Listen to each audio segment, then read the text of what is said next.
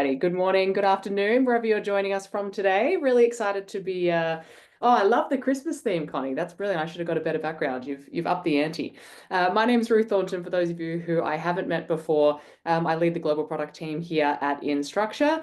And I'm very excited to be joined today as part of the hosting panel by the wonderful Connie Koo, who's one of our brilliant enablement specialists, and has previously been in the learning consultancy space as well, helping many institutions implement, onboard, and start adopting our products. So really excited. Hopefully, we're going to have a little bit of fun today in the next hour or so, wanting to make sure that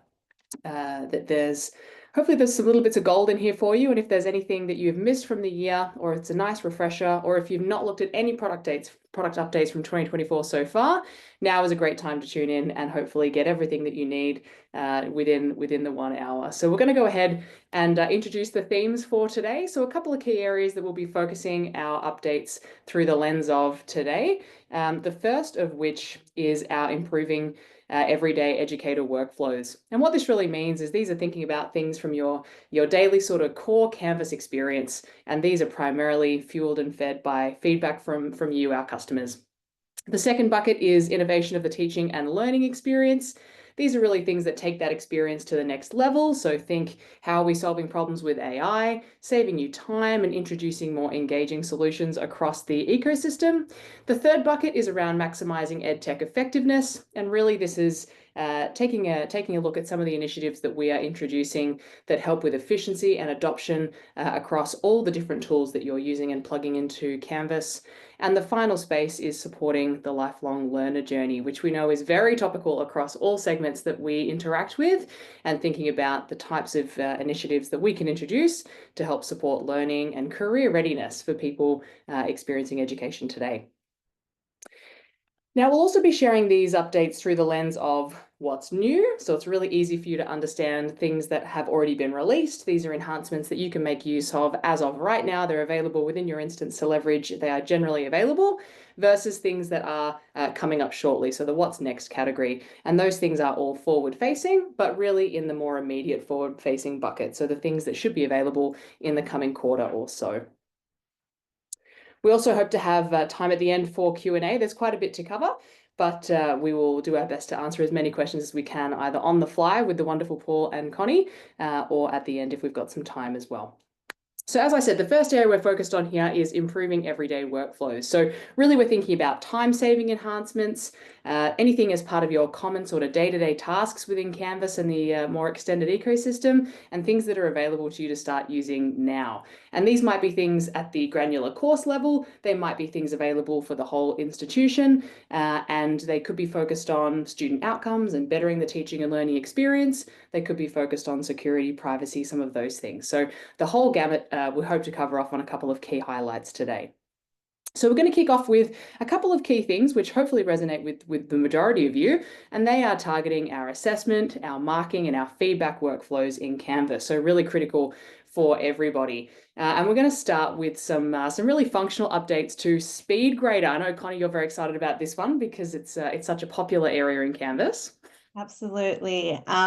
Yeah, I just wanted to say, I remember when I was a learning consultant, and this was one of the most popular features, SpeedGrader in general, but there were always comments such as, oh, it would be super nice if we could actually do a recording, but also capture their assignment so we can walk through and talk through the different elements in SpeedGrader or the actual assignment submission and what we mean by that. Because sometimes you leave a comment or you go like, please work on this. But with the screen capture, you can actually record what you're referring to, which is really powerful for obviously PDF submissions. Even if it was like a drawing submission, like so many different types, you can actually like show what you're talking about. So I think people are super excited about that. It absolutely changes the game in terms of contextualizing the feedback and making that so much more relevant and meaningful to the learner, but also just providing more flexibility for the teacher who's doing the marking. It's another option in your wheelhouse to be able to choose from. So lots of people who had used Studio historically love this capability and really would have loved to have seen it as part of the feedback process. So this was brought into SpeedGrader earlier this year for all Canvas customers. You don't have to be a Studio subscriber to use this. And one of my favorite things that a number of people don't know is that these recordings are actually automatically captioned. So the accessibility is really strong for them as well. The next thing that I wanted to highlight is a smaller update that some people may not have actually been aware that we released this, but this is around the way that you're able to actually filter submissions through the options within SpeedGrader. So there's a number of different ways that you can do that at the moment, but we added an additional capability for how students are sorted, both for randomized, just completely random for all students, or randomized for those based on a particular submission status. So that really helps, particularly with large grading loads, to be able to say, I don't want to introduce any bias because I'm fatigued, so I'm going to go ahead and put in a measure like a randomization of the students to help keep my my marking authentic. Yeah, I think that's really useful because there was already the feature of anonymous submissions, and this one just takes that to the next level for avoiding any biasness. Totally agree. Biasness, I love that. I'm not sure if that's a word. I love that. Biasness. We're making it. The next one that I wanted to highlight is a small but powerful win that lots of people have asked for, and that is the incorporation of a light, rich content editing functionality into the comment space in SpeedGrader. So I'm sure you heard a lot of this, Connie, but time and time again, people would ask for the ability to better format and structure the information that they're providing in those comments. So things like font color or bolding or bullet points, and also being able to provide links and things like that. So again, really contextualizing the comments and making them more meaningful for what is being left for their students. And so a number of different functional improvements we've made to SpeedGrader, but we're also under the hood making significant improvements to the efficiencies and the performance of SpeedGrader across the board, which will ultimately unlock faster load times for our users, which should be music to the ears of our large course organizations. So very excited for that update to come at the start of next year. All right. We're going to move on to our redesign rubrics project, which was released back in August. And this work was primarily targeting the UI, the user experience within the rubrics area of Canvas. And you can see a number of those key features that were introduced in that what changed section of this slide. But ultimately, these were all in service of improved ease of use and providing a more intuitive experience for the creation and the organization of rubrics. So for those of you who have ever built rubrics in Canvas before this was released, if you know, you know, it was quite challenging with things like not being able to reorder or drag and drop criterion, having to restart if you got something wrong in the rubric, and also with that traditional grid view, having the boxes not line up perfectly. So we have polished that up and made that look as pretty as it should, but we've also introduced two brand new views so that there is some more flexibility in how people choose to view their rubrics, particularly in a more slimline capability. And that preserves a lot more real estate on the page in SpeedGrader for the actual submission itself, particularly when you're already familiar with the options available in the rubric.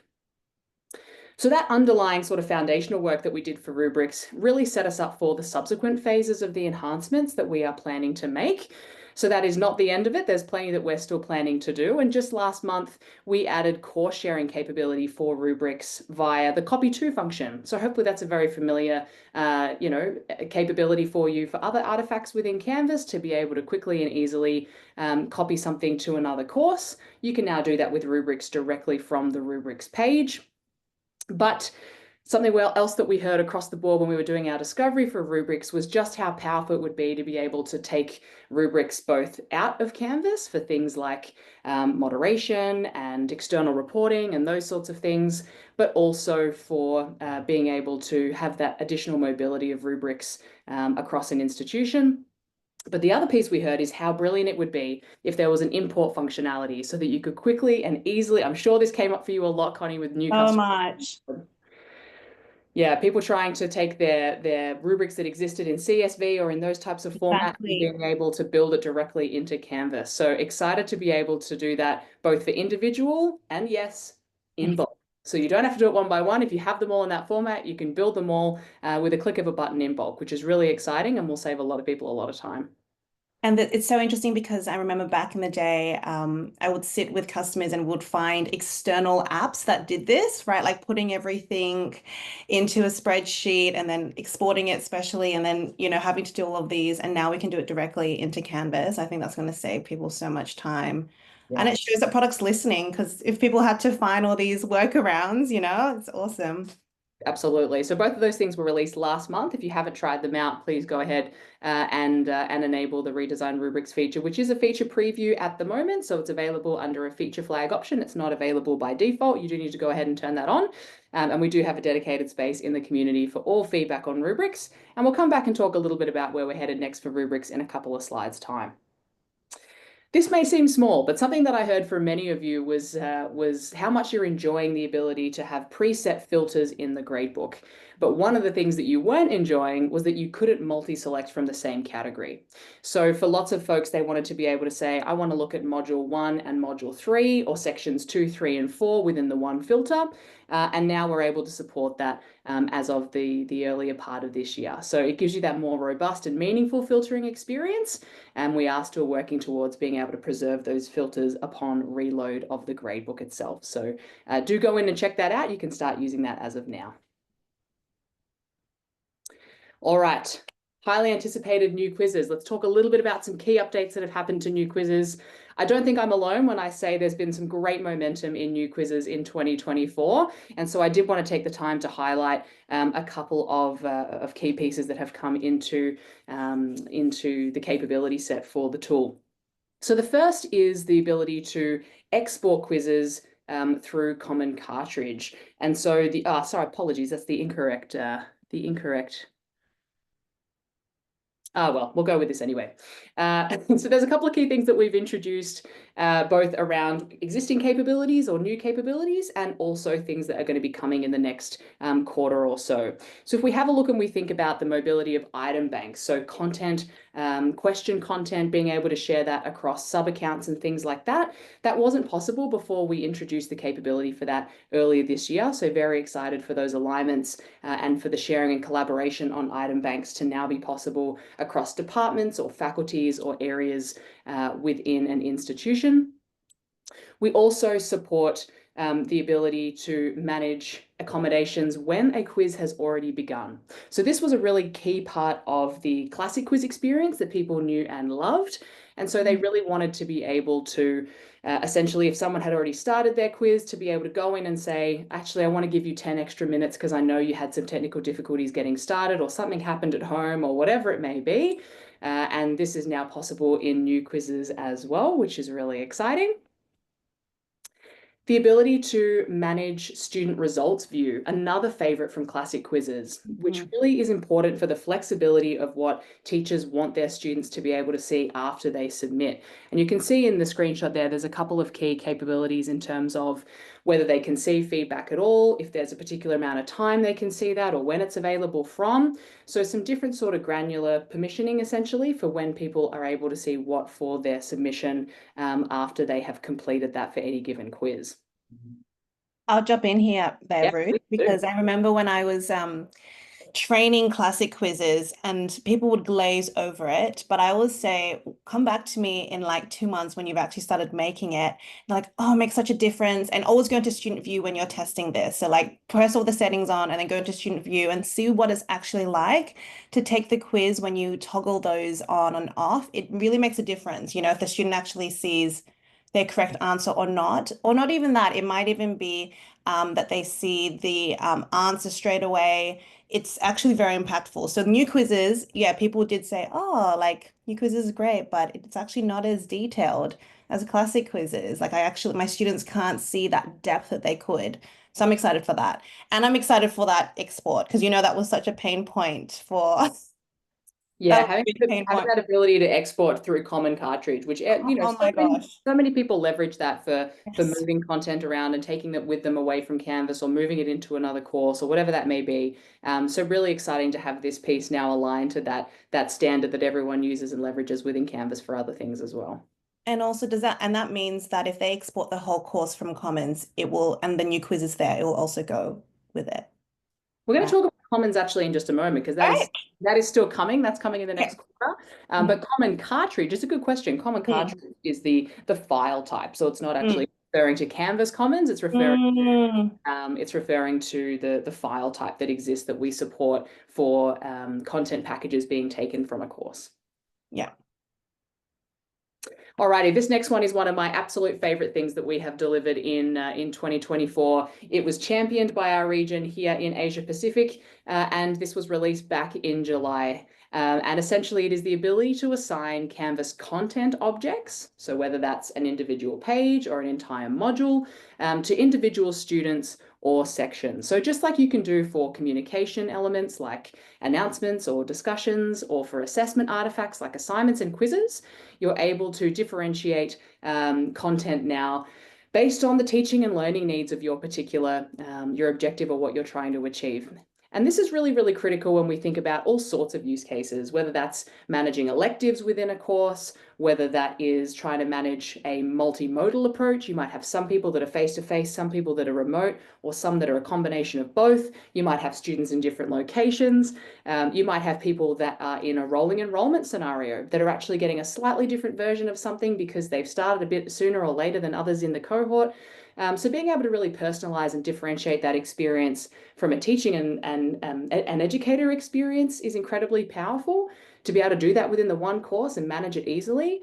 But most importantly, from my perspective, for the student to only see what's actually going to be most relevant for them as part of their journey. We've seen all sorts of ways that people have managed this in Canvas previously, whether that's been things that have been labeled to say this is only for these people, or trying to use announcements or discussions or things like that instead. So a really robust and exciting uplift for Canvas courses everywhere. So really, really looking forward to more feedback on this one, and something that we are already in the backlog working towards at the moment is the ability to assign this not just to individual students and to sections, but to be even more versatile and allow the capability for content to be allocated to groupings of students. So keep an eye out for that update as well, coming early next year. Yeah. Alrighty. Studio media management. I did want to take a quick moment to mention Canvas Studio. Not everyone might be using Canvas Studio, but that is our video management solution within the Instructure ecosystem. And one of the key areas where we had fallen down in Studio historically was the ability to understand and manage media across an institution, and think about the organization of that across an entire account. And so we introduced 3 new components for the admin media management solution earlier this year. A space or a tab for courses, where you can see all courses containing any kind of studio content.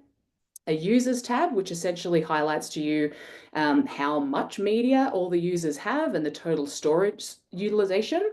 And we do hear this a lot. People are concerned about storage or how much media is being used across an instance. So having some insights and some more granular information which surfaces those details.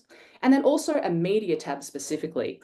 And that helps us understand things like the number of courses that a particular media object or a video is being used in, the last time a video was viewed, when it was uploaded, who owns it, all those sorts of things. And so this is a really critical piece for institutions holistically to manage and organize their studio content. And what's best is, as a very quick follow-on from the release of this, we also supported a sub-account capability for this as well. So Studio sub-account admins now have a holistic view of what's happening for teacher and student media usage across their particular area of an instance or their department or faculty. Not sure if this one came up in training or what your experience has been. Yes, I did want to jump in there. I'm just aware of time, but there's been so many scenarios where after trainings and people happily use their studio, they do say, oh, we've got like this head of department's actually leaving the business and another person's leaving the business.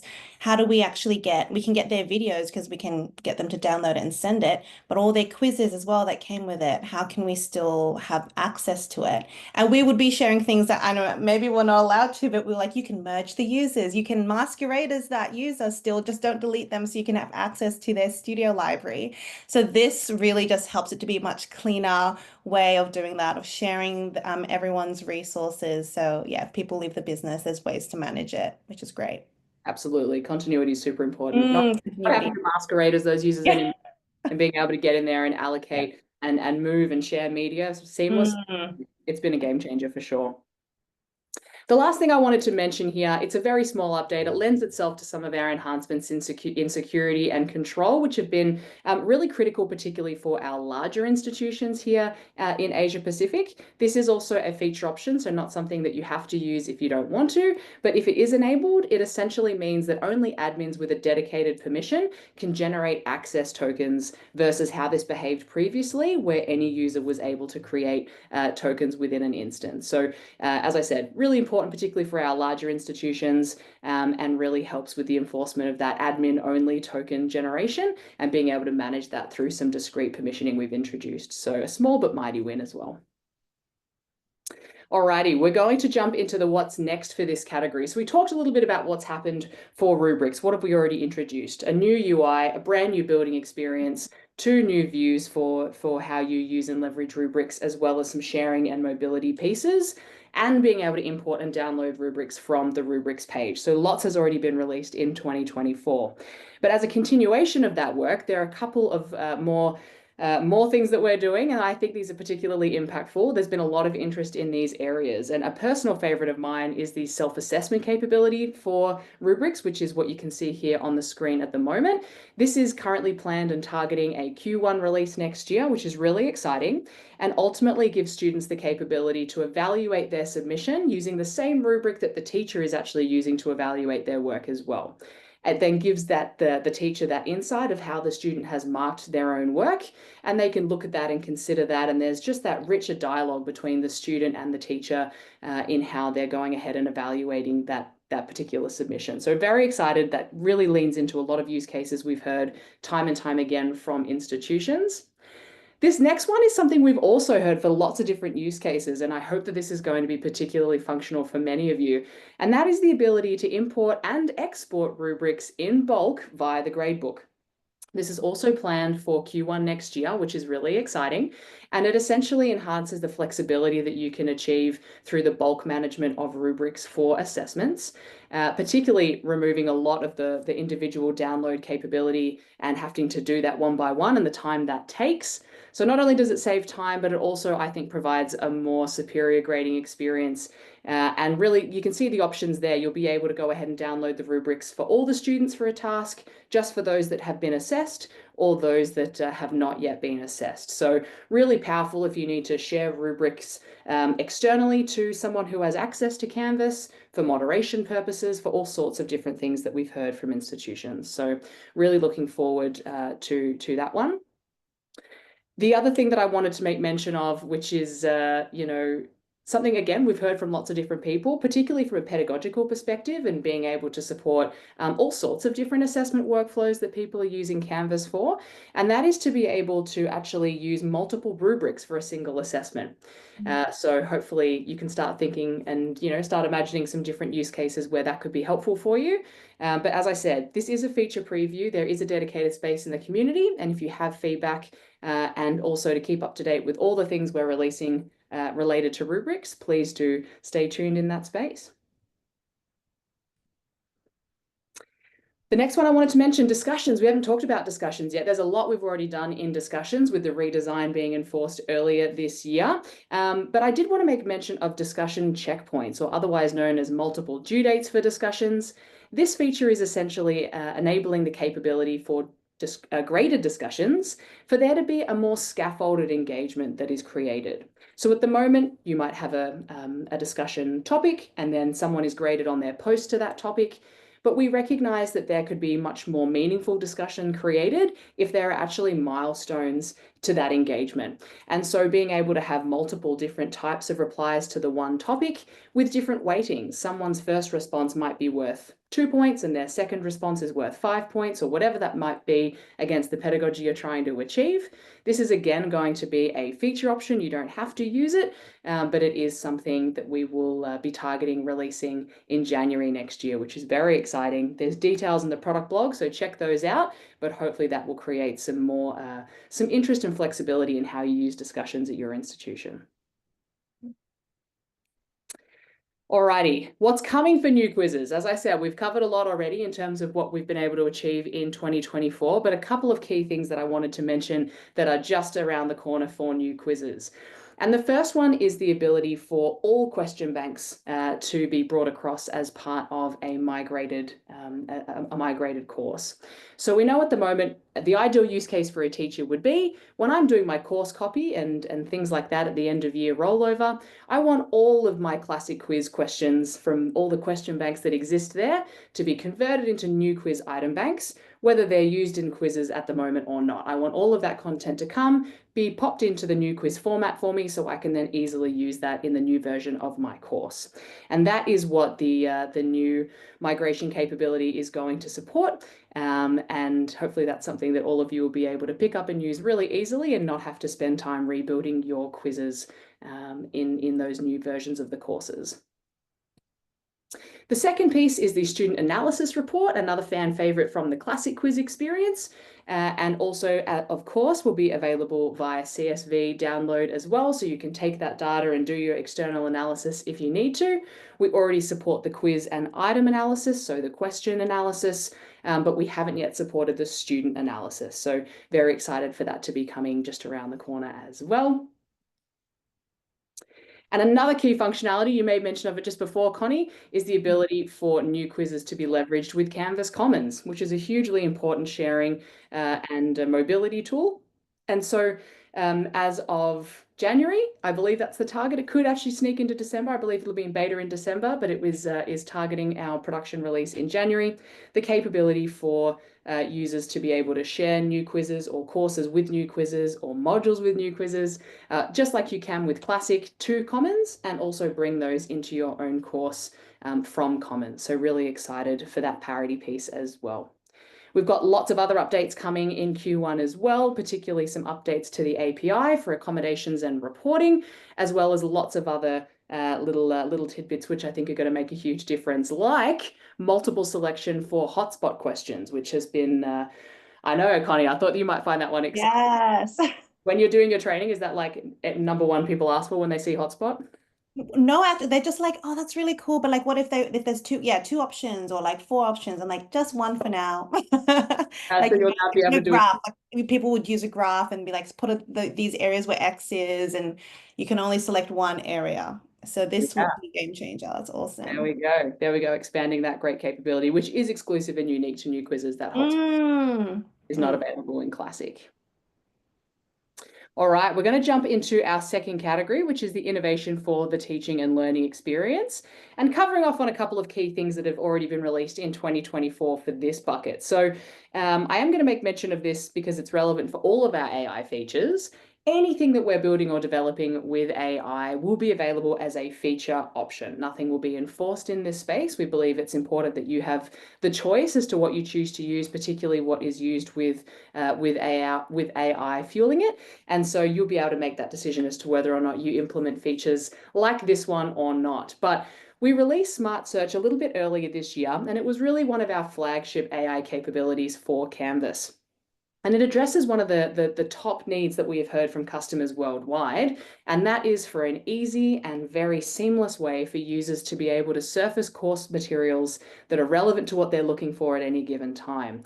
So we know, particularly when you're studying for an exam or a high stakes assessment, or you know that you've covered content at some point, but you don't know which module it was in or whatever that may be, being able to go in and find that content really quickly and easily without having to use exact match keywords. So you can search for something like book and anything like novel or pages or things that the algorithm believes is actually related to what you might have meant will actually be surfaced as part of the search as well. So you can go ahead and use native language and make sure that you're actually getting results that are meaningful for what you're trying to look for. This is really exciting because when I saw this, I was in an internal session and someone actually brought it up to me. She's like, "Can we try this?" And I was blown away. Like you can use any word. We used one of our demo instances and we came up with the most obscure word and it searched all the whole courses and found that one page that had it. Like, wow, that would save so much time. Yeah, absolutely. And we know lots of people are looking to achieve this in lots of different ways. So to have an option native in Canvas, I think is a really exciting capability as well. Another AI piece that we released was the capability to actually synthesize really lengthy discussions. So we know, particularly in large courses, it can very quickly get away from you with many, many students posting their topics, asking questions. And from a teaching and an administration perspective, that is a lot of overhead and a lot of time that goes into trying to keep up with all of those things and come back to everybody's open ideas. So the ability to summarize long and complex threads into with a single click was really powerful to be able to generate exactly what teachers or facilitators needed to take attention to within those discussions, and any open questions that might exist, saving time, but also giving a personal experience to students and not leaving them in the dark. So very excited for some of the workflows we've been able to expedite with AI in that setting. Now, we know how important and engaging collaborative tooling is and how critical this is becoming, particularly in the modern learning experience. And lots of our customers are looking to third-party tools and things like that to be able to achieve those experiences within Canvas. And we're very, very excited to welcome a phenomenal enhancement for collaboration earlier this year, as we partnered with Lucid to bring a free and exclusive integration to all Canvas customers. So their suite of visual applications, which combine the power of diagrams, charts, and all sorts of different design tools to help students understand their own thinking and actively participate in the crafting of that learning and the problem solving and all those sorts of pieces, and gain those crucial digital skills all within your favorite Canvas components. So this integration does allow for a lot more of that collaborative and engaging learning out of the box within Canvas without having to go and manage a bunch of external tools. And again, facilitating a more personal and fun experience of learning and hopefully saving teachers a lot of time as well. Now, I do want to call out that Lucid has actually authored a whole wealth of resources based on this integration. There's video walkthroughs, there's written guides, heaps to help you get the most out of this new functionality. So please do check those out. And we will be sure to share the resources from the session today as a follow-up, so you can go ahead and do that. But if you take nothing else away, please do jump into the Lucid information on the Canvas integration and see how you could be making the most of that as well. And I just jump in there? Of course, please do. With the Lucid one, when it initially came out, a lot of the K-12 customers were super excited because they're ones where you can build trees and their students could get involved in putting all those together. So just great for that target audience. But we've seen it also being used in higher education because there's flow charts, for examples, and just really visual ways to graph things out that you would do almost like in a physical classroom. But now you can also do that online. So a lot of the fully online schools and universities are going to benefit from this. And yeah, it's really fun to use. I definitely recommend everyone just give it a go and watch some of those videos on the Lucid website. Yeah, it's an important part of connection and certainly making that learning experience interesting, much more interesting than the more traditional, here's my text, here's my assignment. Yeah, agree. Alrighty, the Analytics Hub. So I wanted to make mention of this because when we're thinking about the cohesive experience, I'm sure many of you have heard us talking about this, whether that's across content building, whether that's across feedback and assessment, the look and feel of Canvas and our other products coming together.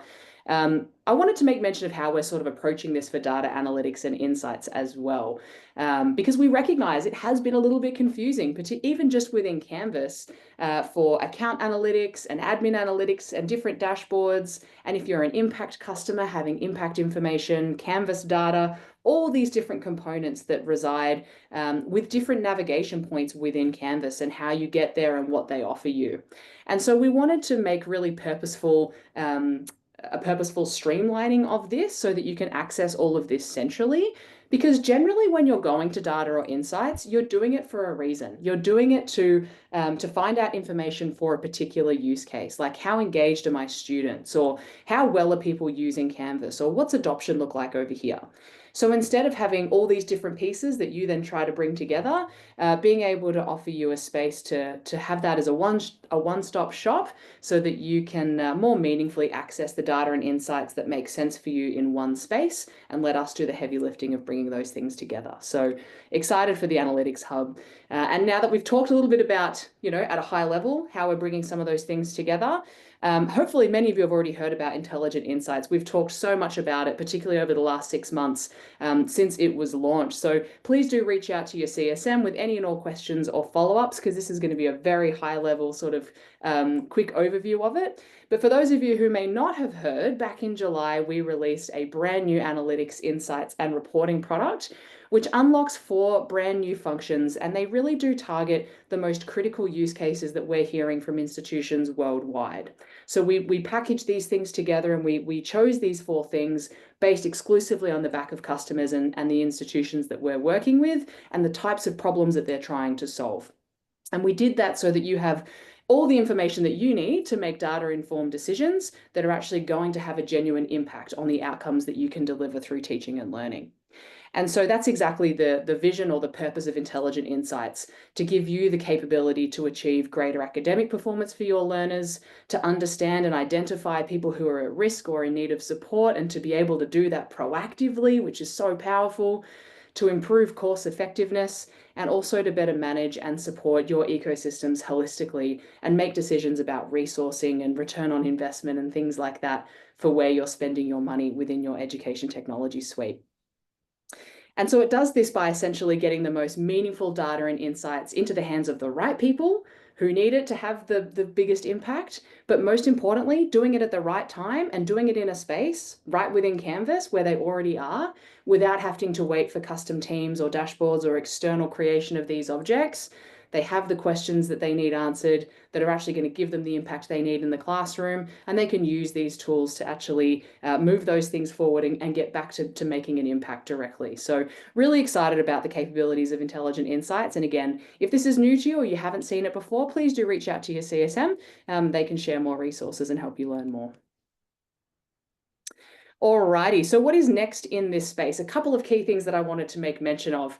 First and foremost, this is very close to my heart, but equity in education is a really, really key pillar for us, and one that we've really targeted with our next use case for AI within Canvas.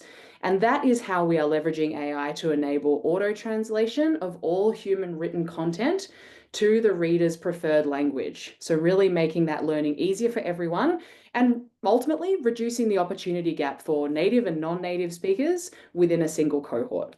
So this is something we are targeting to release at the beginning of next year, and we're starting our efforts here on communication methods in Canvas. So inbox messages and discussion content, but we do intend to potentially expand that based on feedback and what we learn from the initial release. So what you can see in the screenshot here is an example of this from the inbox area. There'll be over 100 languages that you're able to choose from to be able to convert the content into, which is really exciting and robust.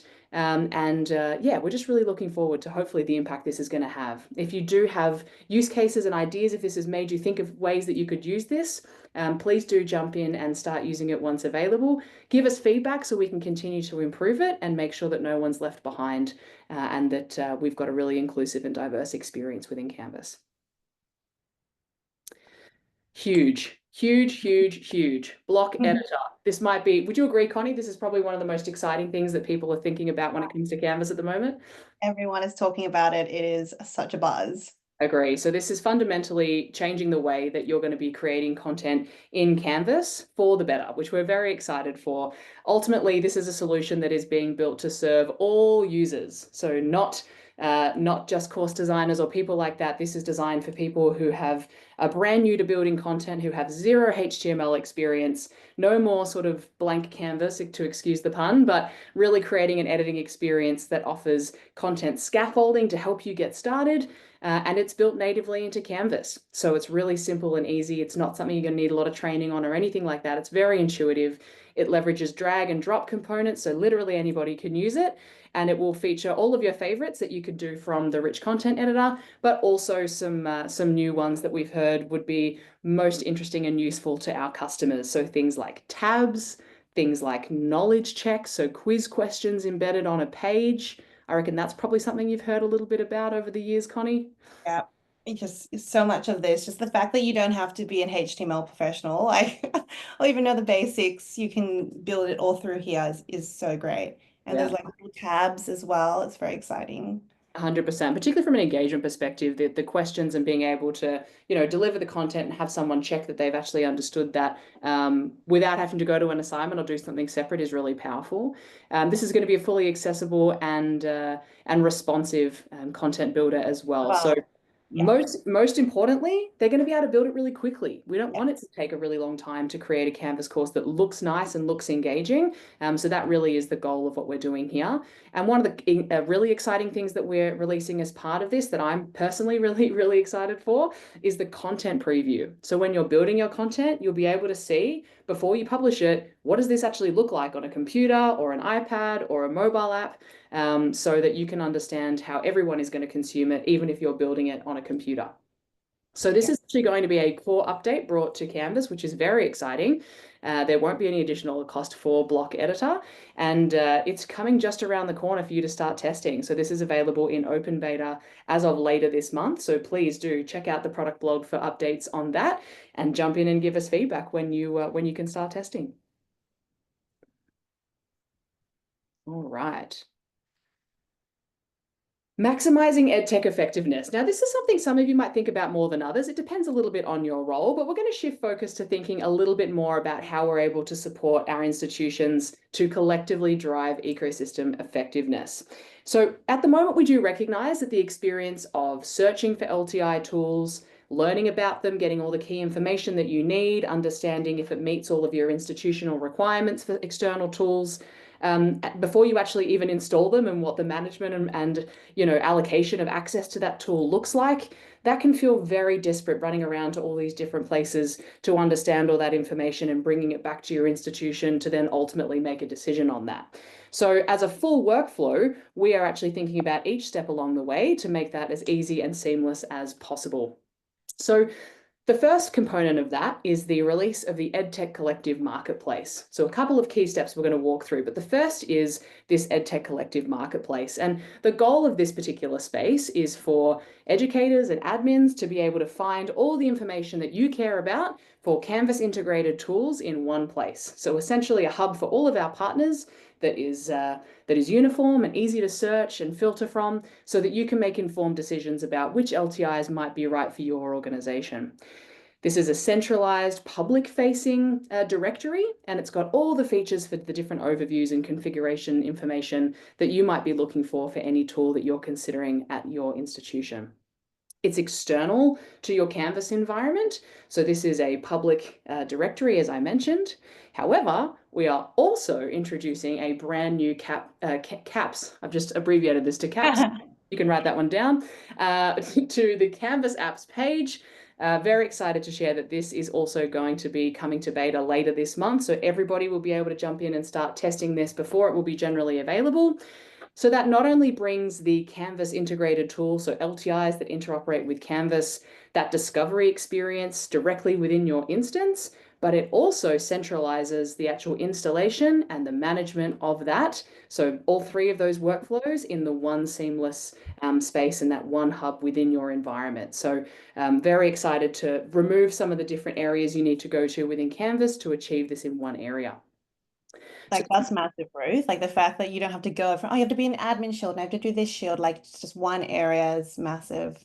100%. And even if you're, think about smaller institutions where the admins, I see you, I've been there, where you're an admin, or you're also, you're building courses and you're finding reports and you're enrolling people and you're doing all of these things. You're probably not an LTI expert necessarily, and some of you on the call will be much more familiar with this, but really breaking this down and making it as simple as possible to give you a more seamless installation and management process. It's a really exciting update, and yeah, looking forward to everyone's feedback once you start diving in.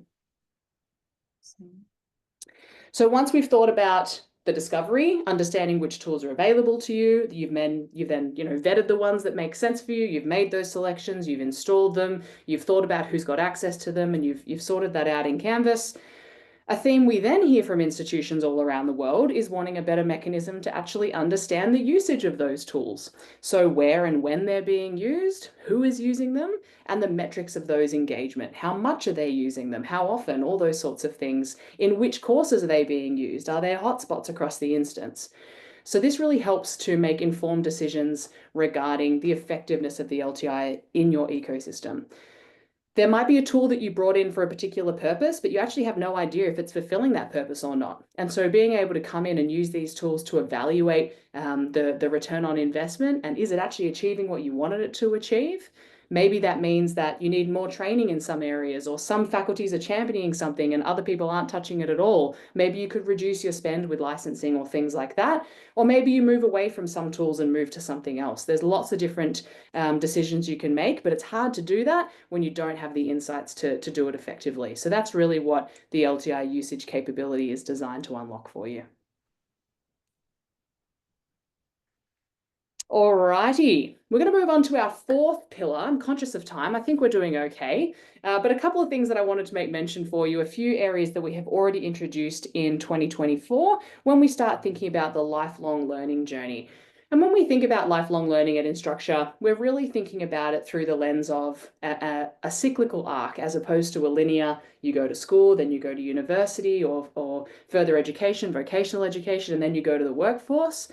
The concept or understanding that everyone is a learner for life, and you could be upskilling or reskilling or changing career paths or re-engaging in education at any point in your life, and making sure that institutions and learners have the tools at their disposal to be able to do that effectively, as well as actually take with them the information that's important, that recognizes what they've already achieved and what they've already completed. So there's a couple of different elements that we have delivered as part of this sort of experience. And the first of which is an update to our Canvas catalog product. So some of you might be familiar with this and some of you may not be. Catalog is essentially our storefront offering. So it's a marketplace essentially that institutions can now brand to their own organizational colors and themes to be able to look and feel like their organization without needing to leverage JavaScripting or CSS or any sort of custom scripting to do that. So that is a new introduction as of earlier this year, the ability to very easily add logos and images and brand colors and things like that to catalog. And really the purpose of catalog is to be that program discovery element where users are able to come into your catalog listings, see all the different opportunities of programs and courses that you offer, and to be able to then enroll into them, pay for that position if there is a financial component required, and then drop them into the appropriate teaching and learning space within Canvas. So it's highly integrated to Canvas, and there's also some exciting other integrations that I'll mention in just a moment. So for those of you who are using Catalog, one of the long-term requests that we have had is for the capability to have CRM integration as well. And so earlier this year, we've actually partnered with Salesforce to bring Catalog and Salesforce even closer with an integration that allows for the improved syncing of learner data between Catalog and Salesforce. And really, we're doing this in service of streamlining your marketing efforts, being able to help improve cross-sell opportunities and things like that for you as an institution, and also to make sure that you're able to use the data from Catalog and the data from Salesforce together to make more informed decisions. So this is something where you're able to then obviously create more personalized communication and things like that and create more effective marketing strategies. So really excited for what this is going to do as a long-awaited update for Catalog. In terms of some of the areas we're moving from here in the lifelong learning space, there are a couple that I wanted to mention. And the first of which is an integration bringing Catalog and credentials closer. So Canvas Credentials, for those of you who haven't heard of that before, that is our badge and credentialing tool that allows you to tangibly reward and recognize completion of learning with a badge or a credential through Canvas Credentials. So there's lots more information available for that, again, on the website or through your CSM if you're interested to learn more. But as I just mentioned through the program discovery element of Catalog, lots of people that are considering a program or a listing that might be right for them, it would be really powerful for them to actually understand what they're going to earn upon completion of that.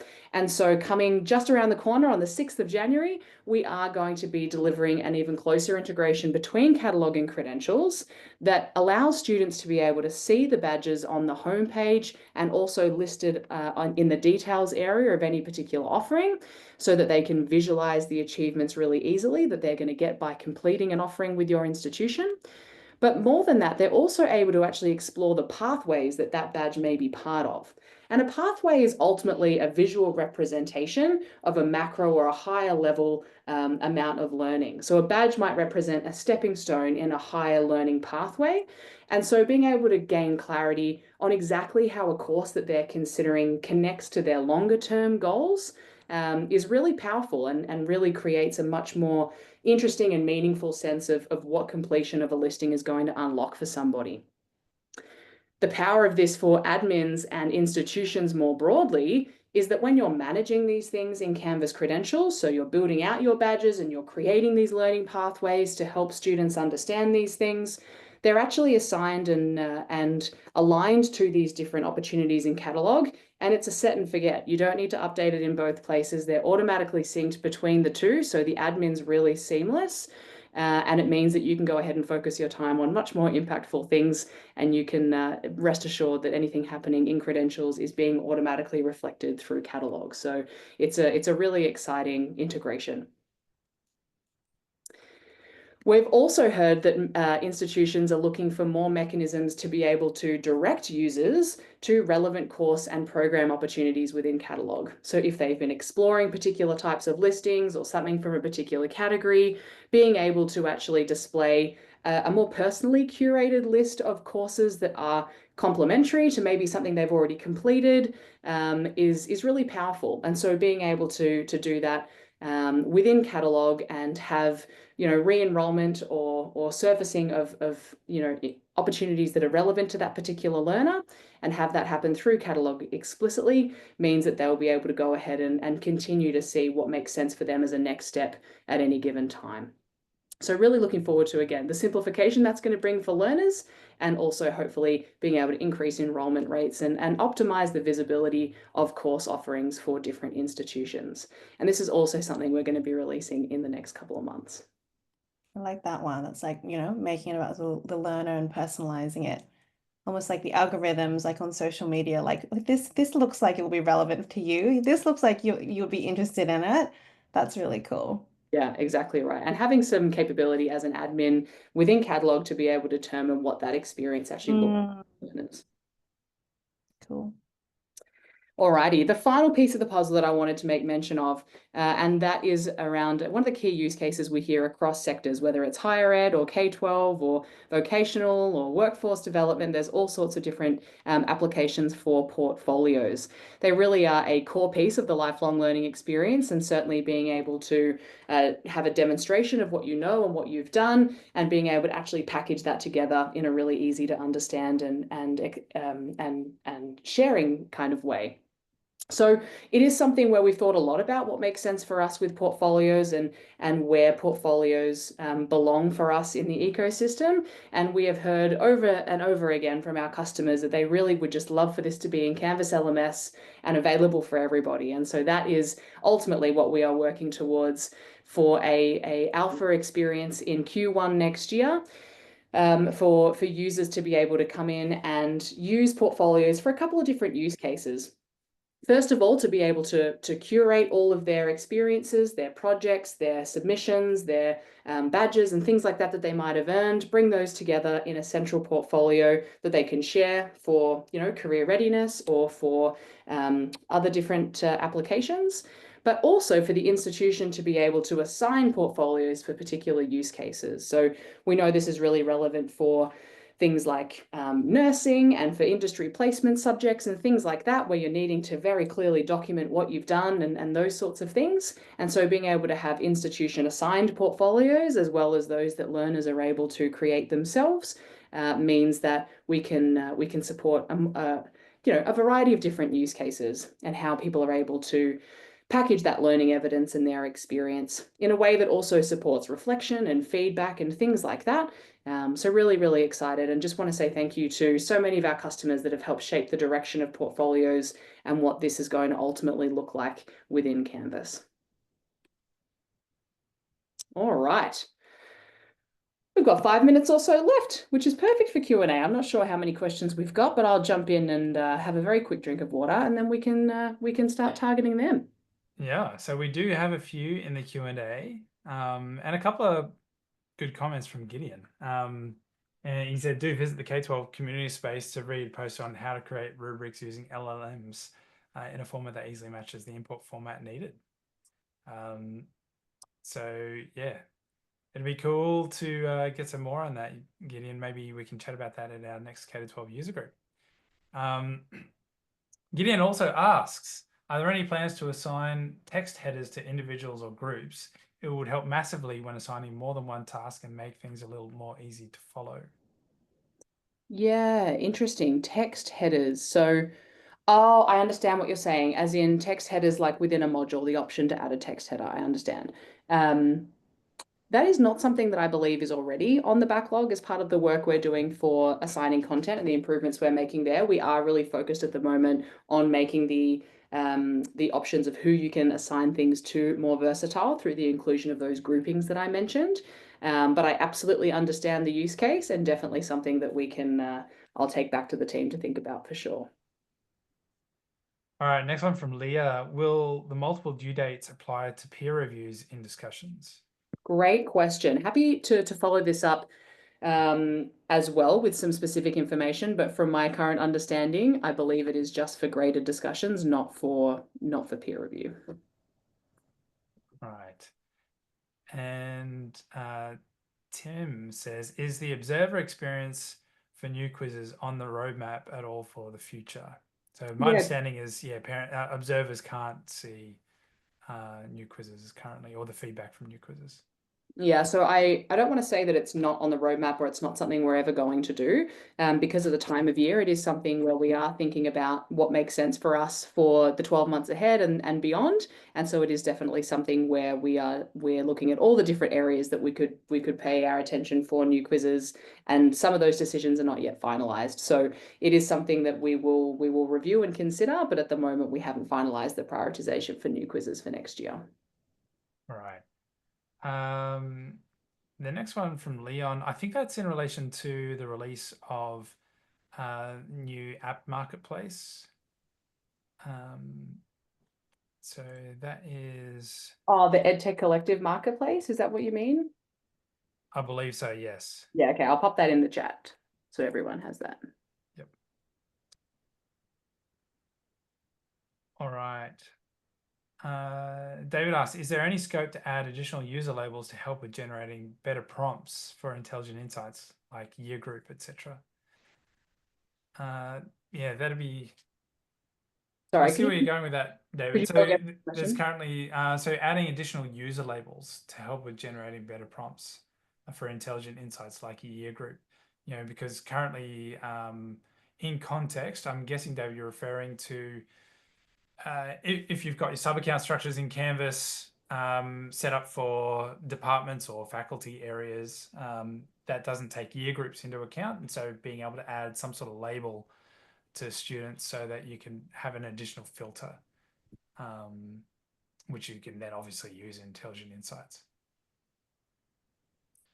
Yeah, I understand what you're asking for. I think people are at the moment searching and using that in intelligent insights with different types of things, whether that's sub account or that's term or that's whatever it may be. In terms of being able to add a custom tag and things like that, that is not something that's on the roadmap right now, but definitely something that we can chat with the team and look to explore what that might look like in the application of that. I can imagine it would need to be ultra flexible and ultra sort of versatile to be able to capture all sorts of different use cases there, but I absolutely understand what you're trying to achieve with that.